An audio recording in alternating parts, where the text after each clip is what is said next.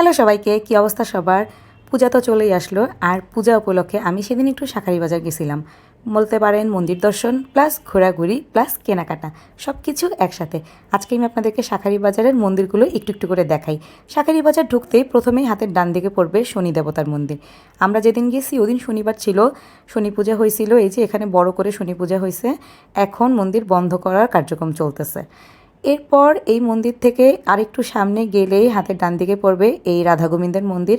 আর এই মন্দিরটাতে আমার ভালো লাগছে যে বাইরে একটা কল আছে, আপনি হাত পাটা ধুয়ে মন্দিরের ভিতরে প্রবেশ করতে পারবেন।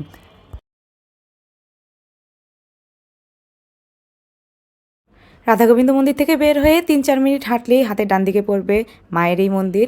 আমরা সন্ধ্যাবেলা গেছিলাম, সব মন্দিরেই সন্ধ্যা পূজা অর্চনা চলছিল। আমরা সব মন্দিরেই একটু একটু সময় বসছিলাম। এরপর আমি চলে গেছি শাখার দোকানে, পূজায় নতুন শাখা পরবো তাই আমি 2 জোড়া শাখা কিনছি, একটা নর্মাল শাখা কিনছি, আরেকটা প্লেটিংয়ের উপর শাখা কিনছি। পুরো শাঁখারি বাজার জুড়ে একটা উৎসব মুখর পরিবেশ ছিল, সবাই কেনাকাটা করতেছিল। শাখা কেনার পরে আমি আরো 2টা শাড়ি কিনছি। এরপর চলে গেছি এই মিষ্টির দোকানে। এই দোকানে যে কত রকমের মিষ্টি আর সন্দেশ ছিল, রসের আমিত্তি, শুকনো আমিত্তি, প্যারা সন্দেশ, কচুরি। আমরা কিছু প্যারা সন্দেশ কিনে বাসায় নিয়ে আসছি। আজকের ভিডিওটা এ পর্যন্তই। আপনাদের পূজার শপিং কতদূর হলো কমেন্টে জানাবেন।